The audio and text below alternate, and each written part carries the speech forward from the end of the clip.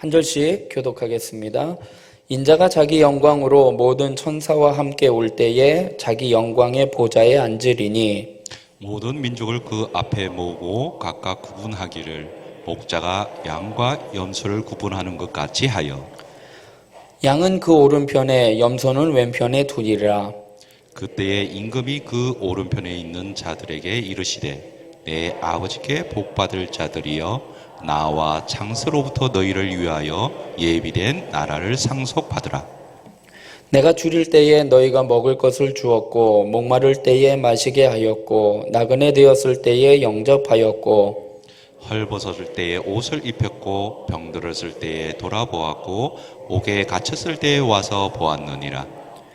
이에 의인들이 대답하여 이르되 주여 우리가 어느 때에 주께서 줄이신 것을 보고 음식을 대접하였으며 목마르신 것을 보고 마시게 하였나이까. 어느 때에 나그네 되신 것을 보고 영접하였으며 헐벗으신 것을 보고 옷 입혔나이까. 어느 때에 병드신 것이나 옥에 갇히신 것을 보고 가서 배웠나이까 하리니 임금이 대답하여 이르시되 내가 진실로 너희에게 이르노니 너희가 여기 내 형제 중에 지극히 작은 자 하나에게 한 것이 곧 내게 한 것이니라 하시고 아멘. 한 번 더 기도하겠습니다. 사랑의 하나님, 8월을 맞이하여 첫 주일 하나님 앞에 나와 또 이렇게 예배 드릴 수 있도록 인도하여 주시니 감사합니다. 지난 한 주간도 지난 한 달도 하나님의 은혜 가운데 지켜주셨사오니 이번 한 주도 이번 한 달도 하나님의 은혜 가운데 하나님의 보호하심 가운데 살아갈 수 있도록 주님께서 친히 저희와 함께하여 주시옵소서. 하나님, 이 시간 말씀을 들고 단위에 섰습니다. 하나님의 말씀만 선포하게 하여 주시고 또 우리 성도님들은 그 하나님의 말씀만 기억하고 그 말씀 붙잡고 또 승리하며 살아가는 한 주의 삶이 되게 하여 주시옵소서. 악한 마귀 사탄 틈타지 못하도록 성령님께서 함께하여 주실 줄 믿사오며 예수님의 이름으로 기도드리옵나이다. 아멘. 할렐루야. 어떻게 한 주간도 평안하셨습니까? 이제 무더위와 이제 폭우 집중되는 이제 8월입니다. 이번 한 달도 하나님의 은혜 가운데 건강하시고 또 평안하시고 하나님의 자녀로 온전한 삶을 살아가는 저와 여러분이 되길 주님의 이름으로 부탁드리겠습니다. 오늘 본문은요 31절부터 41절까지 봉독했는데요, 원래는요 1절부터 46절까지, 그래서 오늘 마태복음 25장 전체를 좀 살펴봐야지 되는데 너무 길어서 이제 끝부분만 읽었는데요, 천국을 준비하는 자라는 제목으로 말씀 나누고 같이 기도하도록 하겠습니다. 마태복음에는요 예수님이 행하신 사건과 예수님이 하신 말씀들이요 이렇게 기록이 되어 있습니다. 그래서 마태, 마가, 누가, 요한 요 4복음서가 이제 주로 예수님에 대한 사역에 대한 이야기인데요, 독특한 것은요 이 마태복음에 예수님의 말씀이 5개로 이렇게 모여져 있다라는 것입니다. 그 5개의 묶음으로 이렇게 되어 있는데, 첫 번째는요 마태복음 5장부터 7장까지로 천국 백성이 살아가는 법에 대한 말씀으로 이렇게 기록이 되어 있습니다. 그래서 예수님께서요 산 위에서 전해주신 보배로운 말씀이라고 해서 산상보훈이라고도 하고요, 또 산에서 전해주신 빼어난 말씀이라고 해서 산상수훈이라고도 이야기를 합니다. 그래서 마태복음 5장부터 7장까지는 천국 백성이 살아가야 하는 법에 대해서 이야기를 하고 있고요, 둘째는요 마태복음 10장에서는요 예수님이 12제자들을 전도자로 파송하시면서 하신 말씀이에요. 그래서 전도자가 지켜야 할 행동과 원칙에 대해서 말씀을 하십니다. 그리고 세 번째로는요 마태복음 13장으로서 천국 비유의 장이다라고 이야기를 하면서요 천국에 대해서 비유로 여러 가지 이야기를 해주십니다. 그러면서 13장의 내용을 이렇게 자세히 보면은요, 천국은 마치 뭐뭐와 같으며 라고 비유로 7가지를 이야기를 하셔요. 그래서 전에 한번 말씀을 나눴는데요, 밭에 뿌려진 씨앗, 그 다음에 가라지 비유, 겨자씨 비유, 누룩 비유, 또 밭에 감추인 보화, 값진 진주, 그 다음에 그물, 이렇게 해서 7가지의 천국의 비유에 대해서 말씀을 하고 있습니다. 네 번째는요, 마태복음 18장에 천국과 연결되어 있는 제자들의 삶에 대해서 이야기를 하고 있어요. 그래서 제자들이요, 예수님, 천국에서 누가 큰 자입니까? 라고 물어봅니다. 그때 예수님이 어린아이와 같이 자기를 낮추는 자가 천국에서 큰 자다라고 이야기를 하면서 이 땅에서의 제자들의 삶이 천국에서의 삶과 연결되어 있음을 말씀을 하고 계십니다. 그리고 마지막 다섯 번째로는 마태복음 24장과 25장으로요, 종말장이라고 이야기를 합니다. 재림에 대한 이야기인데요. 마지막에 대한 말씀인데요. 그 말씀도 우리의 현재의 삶과 긴밀하게 연결되어 있다라는 것입니다. 그래서 마태복음 24장에서는요, 세상에 종말이 있다라는 거예요. 끝이 있는데 그때가 언제인지는 아무도 모른다라는 거예요. 아버지만 알고 있다라는 것입니다. 그래서 아무도 모르니까 종말의 때는 있는데 아무도 모르니까 어떻게 살아야 하느냐? 그러면서 마태복음 24장 42절에 이렇게 말씀을 하고 있습니다. 그러므로 깨어 있으라. 어느 날에 말씀을 띄워주시면요, 어느 날에 주가 임할는지 너희가 알지 못함이니라 라고 말씀을 하고 계셔요. 깨어 있으래요. 그러면 깨어 있으려면 구체적으로 어떤 게 깨어 있는가? 잠 안 자고 그냥 날마다 24시간 눈 부릅뜨고 깨어 있어야지 되느냐? 그에 대한 말씀이 오늘 본문 25장에 나와 있는 거예요. 그래서 오늘 25장 말씀을 전체를 통해서 천국을 준비하는, 종말, 재림을 준비하는 자의 모습인데요. 마태복음 25장에는요, 예수님께서요, 세 가지 비유의 말씀을 하고 계셔요. 첫 번째가요, 열처녀의 비유를 말씀을 하시고요. 두 번째로는 달란트 비유를 말씀을 해주셔요. 그 다음에 세 번째는 오늘 본문의 말씀인 양과 염소의 비유를 말씀을 하고 계십니다. 그래서 열처녀의 비유를 통해서는요, 다가올 종말, 재림의 때를 미리 준비하여라 라는 말씀을 하고 있고요. 달란트 비유를 통해서는요, 마지막 재림의 때가 오지만 하나님이 내게 주신 그 달란트를 잘 활용해서 사용할 것에 대해서 말씀을 하고 계셔요. 그리고 오늘 본문의 양과 염소의 비유를 통해서 내가 오늘 만나는 사람을 주님 대하듯이 사랑하며 살아갈 것에 대해서 말씀을 하고 있는 것입니다. 오늘 이 세 가지의 비유의 말씀을 통해서 좀 더 구체적으로 하나하나 살펴보기를 원합니다. 그럼 첫 번째로는요, 열처녀의 비유예요. 1절부터 13절까지 기록이 되어 있는데요. 이 열처녀의 비유는요, 유대인들의 사회의 결혼 풍습을 배경으로 하고 있는데요. 이 비유에서요, 우리가 기억해야 할 것은 뭐냐?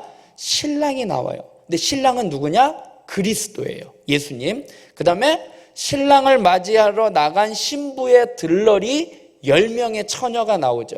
그 10명의 처녀는 바로 우리들, 성도들을 이야기를 하고 있습니다. 그 다음에 그 10처녀들이 가지고 갔던 등이 있어요.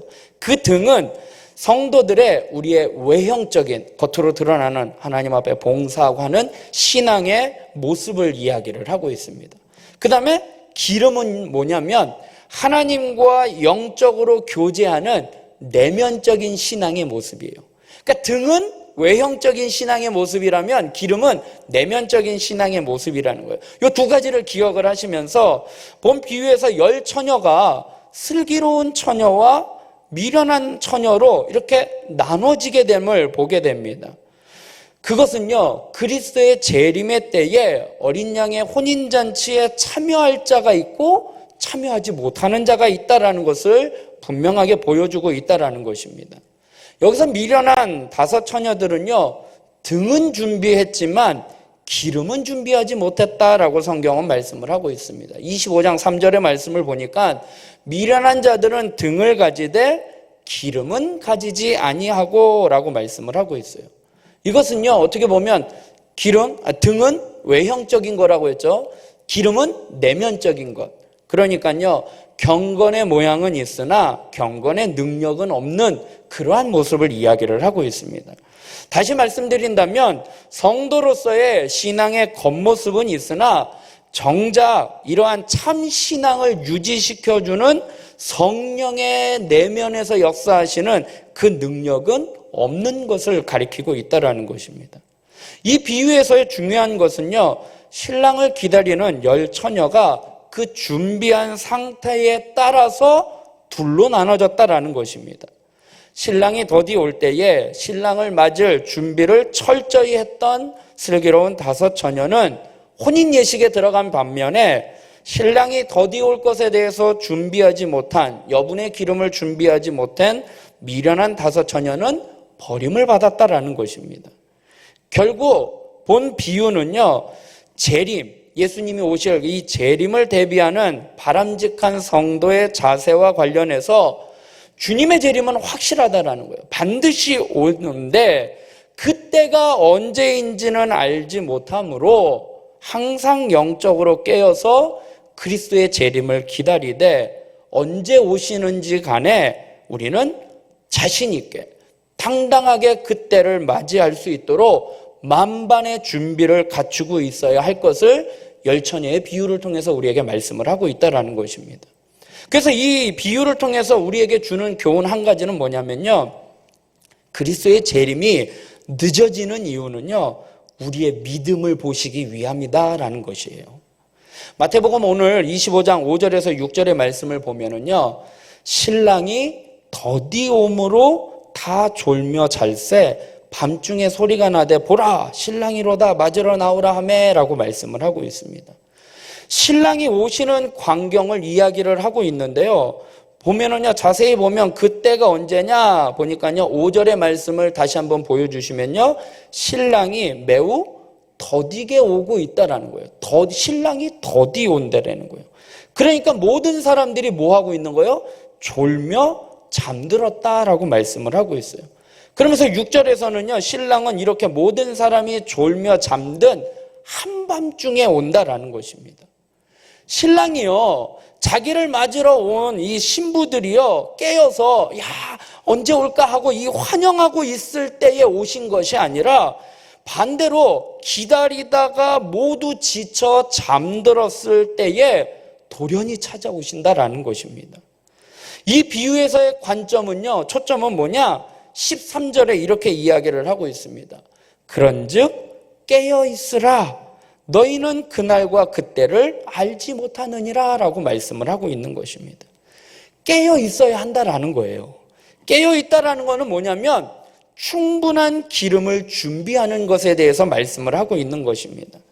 기름을 준비한다라는 것은 무엇이냐? 아까도 말씀드린 것처럼 예수님의 재림이 늦어질 수 있다라는 사실을 생각하고 그때까지 견딜 수 있는, 버틸 수 있는 믿음을 가질 것에 대해서 말씀을 하고 있는 거예요.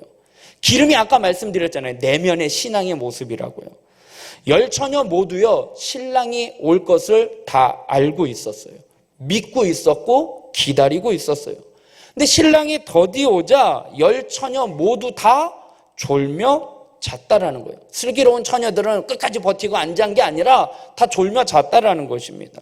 자연스러운 일이라는 것이에요. 그런데 차이는 뭐냐? 신랑이 이제 도착한다라는 이 말에 있을 때 그들은요, 지혜로운 5 처녀는요, 신랑이 늦어질 것에 대비하여 충분한 기름을 준비했고, 어리석은 5 처녀는 신랑이 늦어짐을 대비해서 기름을 준비하지 못했다라는 것입니다. 3절과 4절의 말씀을 다시 한번 보면 미련한 자들은 등을 가지되 기름을 가지지 아니하고 슬기 있는 자들은 그릇에 기름을 담아 등과 함께 가져갔다라고 말씀을 하고 있습니다. 이제 신랑이 온다라는 이야기를 들으니까요, 이제 두 부류로 나눠져서 이제 매정한 일이 일어납니다. 뭐냐? 기름을 준비하지 못한 처녀가요, 기름이 준비되어 있는 처녀들한테 기름을 좀 빌려달라라고 이야기를 합니다. 근데 어떻게 해요? 빌려주지 않았다라는 거예요. 거절했다라는 것입니다. 여기서 매우 중요한 하나의 신앙적인 진실은 뭐냐면요, 아까 말씀드렸죠. 등은 성도들의 외형적인 신앙의 모습이고 기름은 하나님과 영적으로 교제하는 내면적인 신앙의 모습이라는 거예요. 결코 기름을 빌려줄 수 없다라는 거예요. 믿음은요, 빌려줄 수 있는 게 아니라는 거예요. 믿음은 내 스스로 준비하는 것이지 급할 때 빌려줄 수 있는 게 아니라는 것입니다. 결국 이 비유는요, 예수님의 재림을 믿고 기다리는 것만이 능사가 아니라는 거예요. 주님이 온다라는 거는 10처녀가 다 알고 있었어요. 준비했다라는 거예요. 그러나 재림이 늦어질 수도 있다라는 것을 충분하게 고려하고 지연되는 그때라도요, 끝까지 견딜 수 있는 충분한 믿음이 있어야 된다라는 거예요. 주님이 언제 오실지는 아무도 모른다라는 거예요. 그런데 오시는 건 분명한데 언제 오실지 모르니까 그것을 기다리다가 졸며 잤대요. 지쳤다라는 거예요. 그러나 슬기로운 처녀들은요, 지쳐서 포기하지 아니하고 변하지 않고 지치지 않는 끝까지 견딜 수 있는 충분한 믿음을 준비했다라는 거예요. 이게 우리가 가져야 할 자세라는 것입니다. 그 믿음은요, 결코 빌려줄 수 있는 것이 아니라는 것입니다. 스스로 마련하는 수밖에 없는데 미리 마련하지 않으면 이미 늦어버릴 수도 있다라는 것입니다. 준비가 안 돼 있으니까 그때 가서 좀 빌려달라, 빌려줄 수 있는 게 아니라는 것입니다. 아직 늦기 전에 손을 써야 한다라는 것입니다. 임박한 재림에 대한 간절한 기대에 빠져서 계속되는 지체되는 역사 속에서 그 믿음을 지탱할 수 있는 힘을 잃어버려서는 안 된다라는 것입니다. 주님이 언제 오실지는 모르지만 우리가 신앙생활하면서 환난과 핍박과 어려움이 온다라는 거예요. 그런데 그때 그것을 지키고 버티고 견뎌낼 수 있는 믿음을 준비해야 한다라는 것입니다. 슬기 있는 사람은요, 재림에 대한 간절한 기대를 가지고 있으면서도 다른 한편으로는 그것이 늦어져도 얼마든지 버틸 수 있는 믿음을 가지는 사람들이었지만, 미련한 사람은 재림이 속히 온다라는 생각으로 아무런 준비를 하지 않았다라는 거예요. 옛날 다미선교회 아시죠? 주님이 재림하신다, 12월 28일 재림한다라고 하니까 뭐예요? 집 팔고 다 팔고 직장 다 사직하고 그것만 기다렸다라는 거예요. 준비하지 않은 이 미련한 처녀와 똑같다라는 것입니다. 그러므로 마지막 때를 살아가는 우리는요, 영적으로 깨어 있어야 한다라는 것입니다. 이 열 처녀의 비유를 다시 한번 자세히 보면은요, 이 모두가 다 등을 준비했다라는 거예요. 외형적인 신앙을 들고 신랑을 맞으러 나갔다라는 것입니다. 그러니까 겉으로 봤을 때는요, 겉의 신앙으로 모습으로 봤을 때는요, 10명의 처녀가 모두 다 깨어 있는 것처럼 보였다라는 거예요. 주님을 맞을 준비를 했기에. 그러나 그 중에 등과 함께 충분한 기름을 준비하지 않는 미련한 5 처녀는요, 실상은 깨어 있는 것이 아니었다라는 거예요. 왜요? 그 혼인잔치에 참여하지 못했기 때문이라는 것입니다. 그래서요, 주님이 다시 오실 때가 가까이 이른 줄 알고 우리가 교회에서요, 신앙생활을 열심히 낸다고 해서요, 다 영적으로 깨어 있는 것이 아니라는 것입니다. 내가 교회 생활에 열심히 있고 많은 활동을 한다 해서 영적으로 깨어 있는 것이 아니라는 말씀입니다. 영적으로 깨어 있으려면 등과 함께 기름을 준비해야 하는데, 내면적인 신앙생활, 곧 말씀과 기도로 우리의 속사람이 충만하게 채워져야 한다는 거예요. 말씀과 기도로 하나님과 끊임없는 교제를 나눔으로 우리의 신앙이 생명력 있는 신앙과 경건의 능력을 갖추어야 한다는 것입니다. 에베소서 6장 18절에 모든 기도와 간구를 하되 항상 성령 안에서 기도하고 이를 위하여 깨어 구하기를 항상 힘쓰라라고 말씀을 하고 있어요. 성령 안에서 기도하며 깨어 구하라라고 말씀을 하고 있습니다. 디모데전서 4장에 또 이렇게 말씀을 하고 있습니다. 하나님의 말씀과 기도로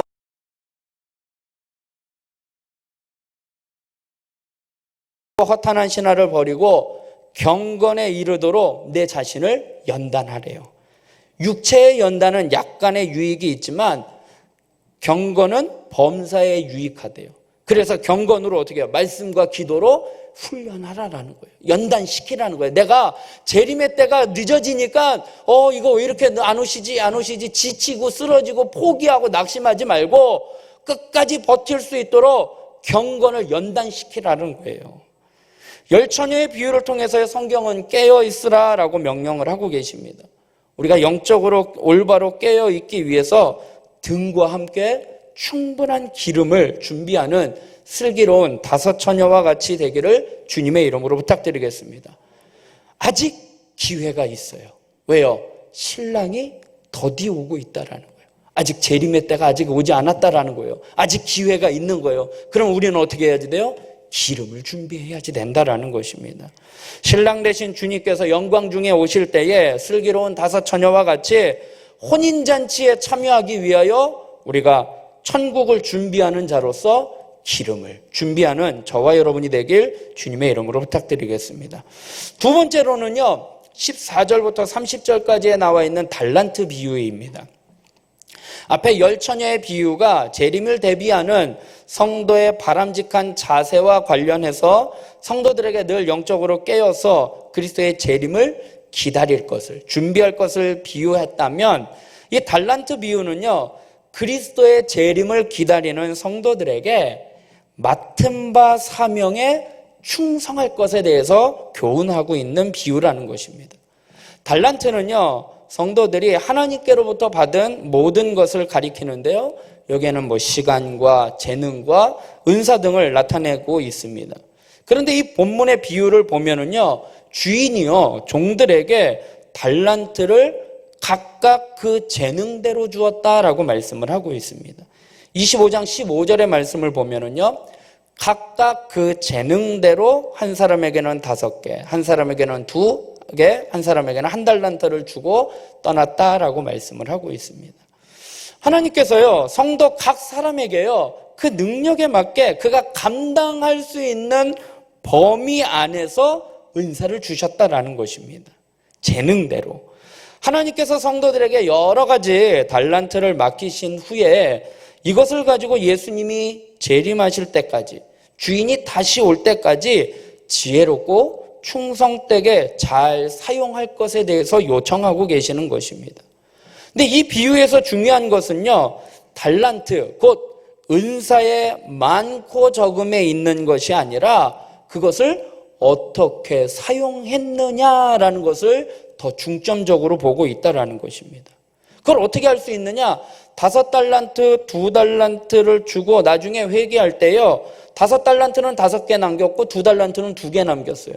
그럴 때 예수님께서 그 양은 달랐어요. 그러나 그들에 대해서 칭찬하시는 칭찬은요, 똑같았다는 거예요.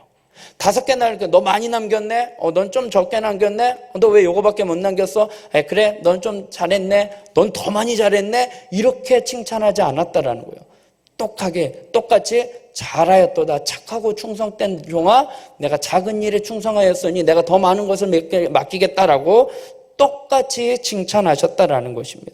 동등하게 대우하셨다라는 것입니다. 그래서요, 은사의 많고 적음에 관계없이 맡겨진 일에 충성하는 성도에게 하나님은 동일한 상급을 베풀어 주신다라는 것입니다. 근데 반면에 완악하고 게을렀던 1달란트 받은 사람은요, 그마저 1달란트마저 빼앗기고 바깥 어두운 데로 쫓겨나고 말았다라는 것입니다. 그가 능력이 없었던 까닭은 아니었어요. 왜요? 각각 재능에 맞게 달란트를 주셨대요. 그러니까 그 사람도 1달란트의 재능은 있는 거예요. 능력은 있는 거예요. 그러나 게을러서 주인의 일을 충성스럽게 감당하지 못했기 때문에 바깥 어두운 데 쫓겨났다라는 것입니다.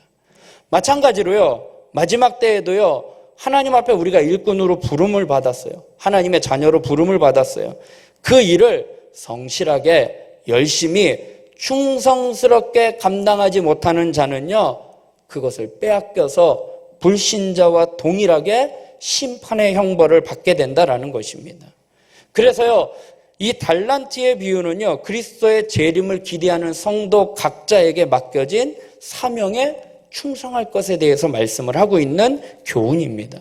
특별히 이 달란트 비유를 통해서 우리에게 주시는 교훈은 뭐냐면요, 하나님은요, 각각 재능에 따라 달란트를 주셨다라는 것입니다. 오늘 본문 14절부터 15절의 말씀을 우리 같이 한번 봉독하겠습니다. 시작.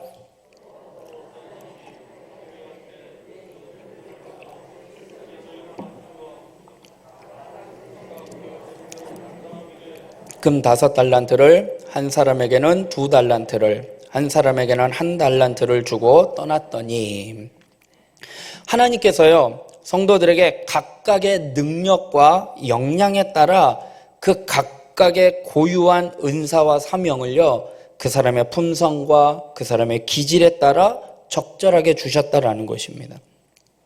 각 사람이 받은 달란트는요, 참으로 다양합니다. 하나님이 주시는 은사는요, 동일한 것이 아니에요. 누구에게는요, 방언의 은사를 주고요, 또 누구에게는요, 섬김의 은사를 주고요. 그러니까 똑같이 다 섬김의 은사를 주는 게 아니에요. 나는 섬김의 은사가 없는데. 그럼 그 사람한테는요, 또 다른 은사가 있다라는 것입니다. 어떠한 고유의 달란트를 받았는지 우리가 먼저 내가 받은 달란트가 무엇인지를 먼저 살펴봐야 한다라는 거예요. 그것을 아는 것이 중요하다라는 거예요. 아니, 내게 무엇이 있는지를 모르면서 저 사람한테 받은 게 나한테도 있나 보다 하고서는 나는 전도의 은사가 없는데 막 나가서 전도하려니까 사람 만나는 것도 쑥스럽고 이거 하는 것도 막 겁나고, 그 사람한테는 그게 은사가 아니거든요. 그러니까 하나님이 각자 자신에게 주신 각각 그 재능에 맞는 은사가 무엇인지를 발견해야지 되고, 그것을 발견했다라면 잘 활용을 해서 열매를 맺어야지 된다라는 것입니다. 왜냐하면 하나님께서 각양의 달란트를 맡기신 것은요, 그것으로 열매를 거두게 하시기 위함이에요. 갑절로 남기기를 위하기 때문이라는 것입니다. 우리가 분명히 기억해야 할 것은요, 하나님의 달란트를 주실 때에는요, 각 사람의 재능을 따라 주셨다라는 것입니다. 하나님은 은사나 사명을 주시되요 무조건 주시는 게 아니에요. 일방적으로 주시는 게 아니라는 것입니다. 그 사람에게 적합하게 주시는 것입니다. 하나님은요, 결코 그 개인의 역량을 훨씬 초과하는 무거운 사명이나 개인이 질 수 없는 힘겨운 짐을 주시지는 않는다라는 것입니다. 아울러 하나님께서 주시는 달란트는요, 그 모습이나 그 양은 비록 다르더라도요, 어떤 것도 하찮거나 소중하지 않는 것이 없다라는 것입니다. 따라서 우리는요, 우리가 받은 달란트에 대해서 하나님 무거워서 난 감당할 수 없습니다라고 그렇게 말할 수 없다라는 거예요. 그리고 또 반대로 과소평가해서 소홀히 해서도 안 된다라는 것입니다. 하나님이 우리에게 주신 그것을 맡겨주심에 대해서 감사하고 우리의 온 힘과 정성을 다해 맡은 바 최선을 다하여 하나님 앞에 열매를 맺어드려야 한다라는 것입니다. 그래서 하나님은요, 얼마나 많이 맡았느냐라는 것보다가 하나님은요, 맡은 일에 얼마나 충성했느냐, 이것을 더 보신다라는 것입니다. 그래서 주인은요, 5달란트, 2달란트 받은 자에게 착하고 충성된 종아라고 칭찬하셨다라는 것입니다. 자신에게 주어진 역할의 크기에 쟤는 5개고 난 2개인데 이거에 연연하지 않고 주어진 일에 최선을 다하는 것이 종의 본분이라는 것입니다. 근데 1달란트 받았던 사람이 실수한 점이 뭐냐? 바로 이거예요. 다른 사람들의 직분과 자신의 직분을, 은사를 비교하지 말았어야 했는데 남과 비교하면서 어떻게 해요? 자신의 본성이 드러나다 보니까 그 유혹에 넘어졌고 그 유혹에 의해서 아무 일도 하지 않았다라는 것입니다. 이 1달란트 받은 사람은요, 사실 그렇게 큰 잘못한 거는 없어요.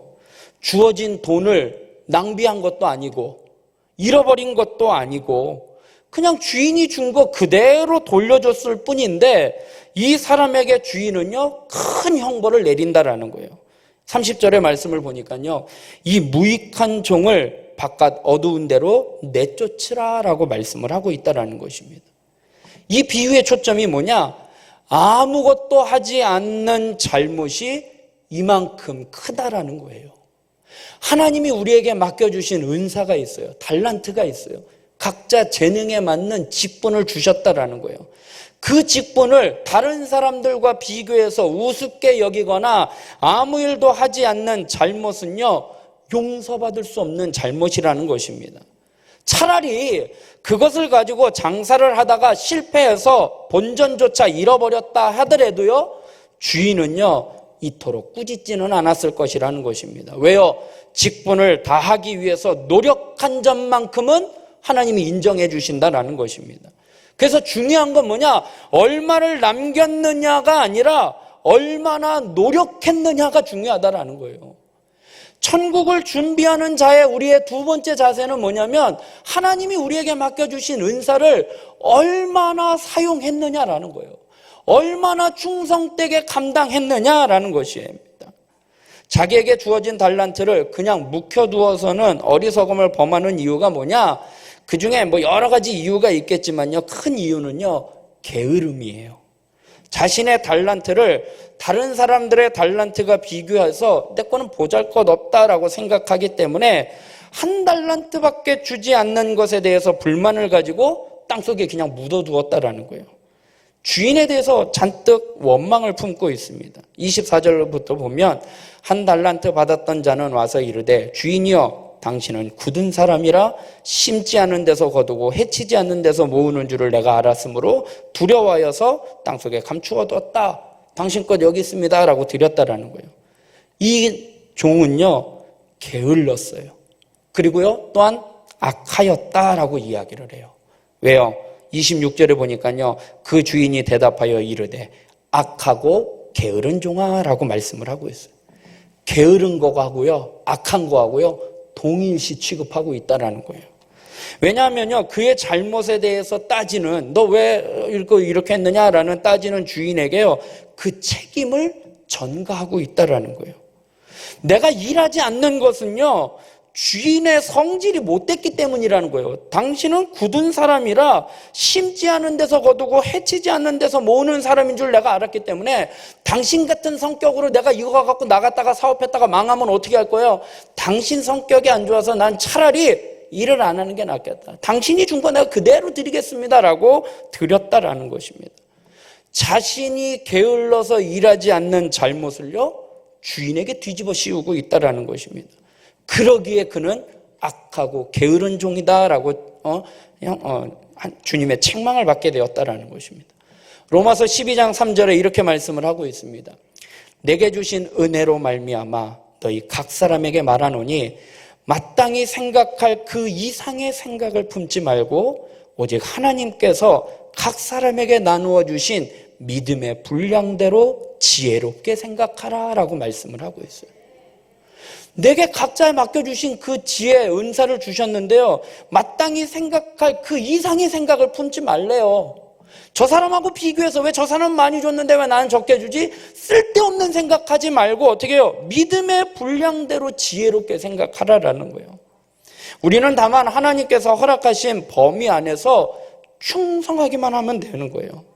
그러면 하나님은요 받은 은사나 종류나 크기에 관계없이 동일하게 상급을 베풀어 주신다라는 거예요. 중요한 것은 은사의 종류나 크기가 아니라 충성의 여부예요. 충성했냐 안 했냐 이거에 따라 달라진다라는 것입니다.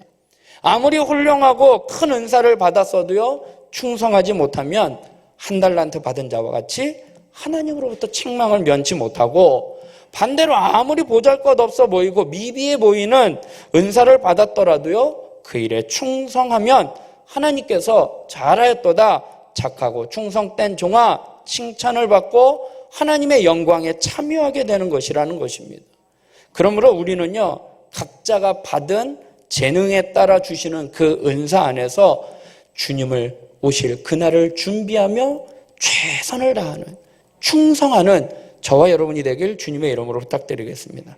끝으로 세 번째 비유는요 양과 염소의 비유예요. 31절부터 46절에 해당되는 말씀인데요. 이 비유는요 재림의 그리스도께서 행하실 심판의 기준이 무엇인지를 보여주고 있는 것이에요. 성도들로 하여금 사랑을 실천하는 것이야말로 주님의 재림을 가장 훌륭하게 대비하는 방법이라는 사실을 우리에게 보여주고 있다는 것입니다. 마치 사랑을 베푸는 것이 마치 최후 심판날에 구원을 받는 그 기준의 행위인 것처럼 말하는 것 같지만 우리의 구원의 조건은요 행위하고는 상관이 없는 거예요. 오늘 심판 때에 마지막 재림의 때에 오른쪽 왼쪽으로 구분되어 가지고 여기 상 받는 게 그것이 사랑을 했으니까 구원받는 그러한 조건이 아니라는 것입니다. 우리가 구원에 대해서는 어떻게 해요? 예수님을 믿음으로 구원받는 거잖아요. 그래서 전에도 계속 말씀드렸잖아요. 예수님 믿으십니까? 아멘. 그럼 구원의 확신이 있습니까? 그러면요, 확신이 있대요. 그러면은 또 제가 질문을 바꿔서 물어보죠. 지금 죽어도 천국 갈 수 있어요? 그럼 못 간대요. 왜요? 이 구원의 확신이 없는 거예요. 무슨 생각을 하고 있느냐? 내가 예수님을 믿어서 천국은 갈 수는 있지만 내가 이 땅에서 하는 게 없다라는 거예요. 내가 하나님의 말씀대로 선을 행하거나 이런 게 없다라는 거예요. 그런데요, 구원의 문제는요, 우리의 행위하고는 관계없어요. 구원은요, 믿음으로 가는 거예요. 단지 행위는 뭐예요? 하나님 앞에 받을 상에 대한 기준이에요. 상을 많이 받을 것이냐, 많이 못 받느냐, 그 기준이라는 것입니다. 오늘 본문이 그 말씀이에요. 인간의 구원의 조건이 선행이라는 것이 아니라 구원받는 자는 이웃에 대하여 주의 사랑과 계명을 실천할 의무가 있고, 또 믿음을 갖고 주를 섬기는 자는 마땅히 자연히 사랑을 실천하는 자가 되어야 한다라는 것입니다. 이 비유는요, 달란트 비유의 내용보다 더 구체적인 설명을 해주는 건데요, 하나님이 우리에게 각자 재능대로 은사를 주셨대요. 그 은사를 가지고 최선을 다해서 남겨야지 되는데, 그 은사를 어떻게 해요? 하나님이 우리에게 허락하신 그 우리 주변에 관심과 도움을 필요하는 이웃들을 위해서 사용할 것에 대해서 말씀을 하고 있는 것입니다. 그래서 그리스도의 재림을 대비하는 성도들의 충성은요, 갑절로 남겨야지 되는 달란트의 충성은요, 이웃에 대한 사랑의 실천을 통해서 입증되어야 함을 성경은 말씀을 하고 있습니다. 오늘 이 양과 염소의 비유를 통해서 우리에게 주시는 교훈 하나는 뭐냐면요, 이웃의 고통은 곧 그리스도의 고통이다라는 것입니다. 35절부터 36절의 말씀을 우리 한번 같이 또 읽어보겠습니다. 시작.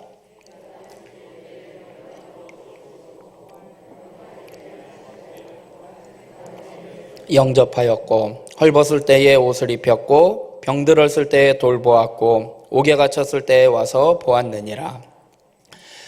이 비유에서 가장 놀라운 것은요, 예수님이요, 당신 자신을요, 줄인 자, 목마른 자, 나그네 된 자, 헐벗은 자, 병든 자, 옥에 갇힌 자와 동일시하고 있다라는 거예요.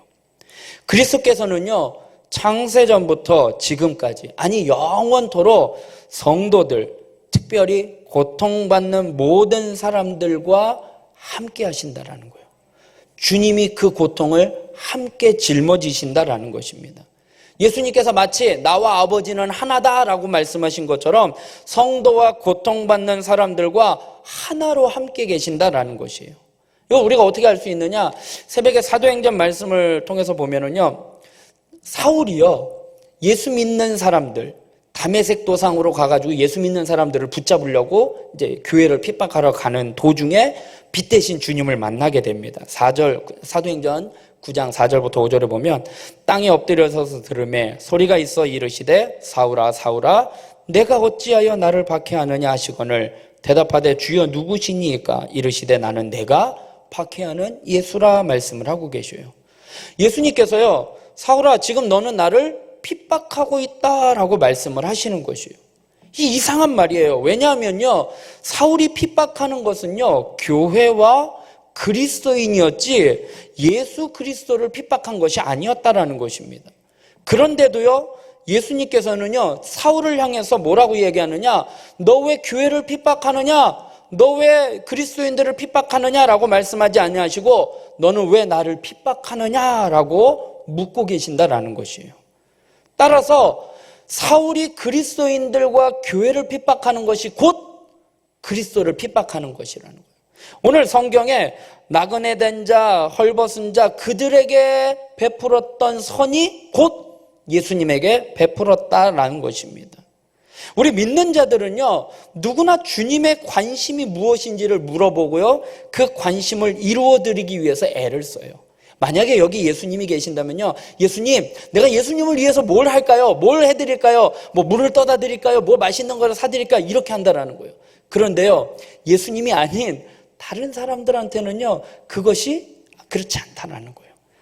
왜냐하면요, 보이는 일에는요, 드러나는 일에는요, 우리가 열심을 해요. 근데 보이지 않는 거, 그리고 남이 알아주지 않는 일에 대해서는요, 열심을 하지 않아요. 왜요? 나중에 보면요, 주님, 언제 우리가 그렇게 했습니까? 주님한테 언제 그랬습니까? 라고 하니까 이 작은 자 하나에게 한 것이 곧 내게 한 것이다 라고 이야기를 하거든요. 만약에 그 작은 자가 예수님으로 우리가 알았더라면요, 우린 벌써 했어요. 그렇잖아요. 누가 구제비 받으러 진짜 허름하고서 이렇게 오는데 그분이 진짜 예수님이다라고 하면요, 예수님 제가 밥 사드릴게요 할 텐데, 그냥 남루하고 허름한 모습 보면요, 또 왔네 이러면서 이게 안 되거든요. 그게 오늘의 이 말씀이라는 것입니다. 양과 염소의 비유에서 나타난 주님의 최후의 심판의 장면을 보면은요, 세상의 어느 재판보다도 완벽한 재판을 하고 계시는데요, 그 주님의 재판의 분명한 기준이 뭐냐? 그것은 바로 어떻게 행했느냐라는 거예요. 사랑을 베풀었느냐 안 베풀었느냐, 그거에 대해서 이야기를 하고 계시는 거예요. 이거는요, 구원받느냐 안 받느냐 그 심판의 자리가 아니라 상급이 있느냐 없느냐 그 심판의 그건데, 흥미로운 것은요, 예수님이 그 행동을 얼마나 많이 했느냐라고 묻지 않았다라는 거예요. 성경의 말씀을 보면 네가 헐벗을 때 그들에게 주었다라는 거예요. 주님은요, 그 행동을요 계량화하지 않았다라는 거예요. 너 가난한 자 3번 도와줬고 헐벗은 자 5번 도와줬고, 그렇게 양을 측량하지 않았다라는 거예요. 중요한 것은 그 자선을 얼마나 베풀었느냐에 있는 것이 아니라, 중요한 것은 그 삶이 이웃을 돕는 그 마음 자세가 되어 있느냐라는 거예요. 만약에 예수님이었다면 우린 기꺼이 했어요. 근데 예수님이 아닌 초라하고 남루한 사람한테 우리가 했느냐라는 거예요. 그들을 볼 때에 정말 그러한 마음을 가지고 있었느냐라는 거예요. 주님이었다면요, 그건 누구나 다 할 수 있는 거예요. 그러나 주님이 아닌 진짜 허름하고 그러한 사람들에게 그러한 마음을 가지고 있었느냐, 사랑의 마음을 가지고 있었느냐, 그 마음 자세만 보고 있다라는 것입니다. 내 중심적이냐 아니면 타인을 향한 이웃 사랑의 이웃 지향적이냐라는 것입니다. 행위는요, 구원의 근거가 될 수는 없습니다. 그러나 주님께서 상급을 주실 때 그 판단 기준이 뭐냐? 네가 어떻게 행동했느냐라는 거예요. 네가 사랑을 베풀었느냐라는 것입니다. 그러므로 최후 심판을 대비하는 사람들에게 있어서요, 무엇보다 중요한 것은요, 행위예요. 어떤 거? 사랑이라는 것입니다. 그래서요, 주님께서 말씀을 하셔요. 25장 34절에 그때의 임금이 그 오른편에 있는 자들에게 이르시되 내 아버지께 복받을 자들이여 나와 창세로부터 너희를 위하여 예비된 나라를 상속받으라, 상급받으라, 상을 받으라 라고 이야기를 하고 있어요. 그 상급받는 기준이 뭐냐? 헐벗었을 때, 줄였을 때, 옥에 갇혔을 때, 목말랐을 때, 그때 그들을 접대했던, 사랑을 베풀었던 그 모습이라는 거예요. 주님이 아닌 정말 소외당하고 외면한 사람들을, 그들을 돌본 것이 바로 곧 나한테 한 것이다 라고 이야기를 합니다. 이런 칭찬받는 복된 성도들이 되길 주님의 이름으로 부탁드리겠습니다. 말씀을 정리하겠습니다. 본장에 나오는 3가지 비유는요, 주님의 재림을 준비하는 마음가짐, 재림을 기다려서 행해야 할 책임의 완수, 주님의 재림 때에 일어날 심판의 모습을 통해서 우리들로 하여금 종말을 대비하여 가져야 할 태도를 분명하게 말씀을 하고 있습니다. 신랑이 더디 와서 안 오는 것 같지만 재림은 분명히 올 것이라는 사실을 통해 깨어 준비할 것을 촉구하고, 또한 하나님께서 우리에게 재능에 따라 맡겨진 것을 우리가 얼마나 성실하게 가꾸고 노력해야 하는지, 그리고 종말의 심판의 때에 사랑과 믿음으로 살아온 우리들의 삶의 여정이 판단이 되는 기준이 됨을 기억하시기를 바랍니다. 그래서 우리는 깨어 있어야지 돼요. 그리고 어느 때라도요, 주님을 만날 준비를 하고 은사와 기회를 사용하는데 신실하고, 무엇보다 나보다 남을 더 사랑하고 생각하여 희생으로 살아가는 자들이 되길 주님의 이름으로 부탁드리겠습니다. 그래서 천국을 준비하는 자는요, 깨어서 말씀과 기도로 기름을 준비하는 거예요. 내 안을, 믿음을 준비해야지 돼요. 그리고 내게 주신 직분 달란트를 가지고 아무것도 하지 않는 게으른 자가 아니라 최선을 다해서 충성해야지 되고요, 나의 삶 속에 소외당하고 연약한 자를 돌아보아 사랑으로 선을 행하는, 그래서 천국을 준비하는, 그래서 영원한 혼인잔치에 참여하는 우리 모두가 되길 주님의 이름으로 축원드립니다. 기도하겠습니다.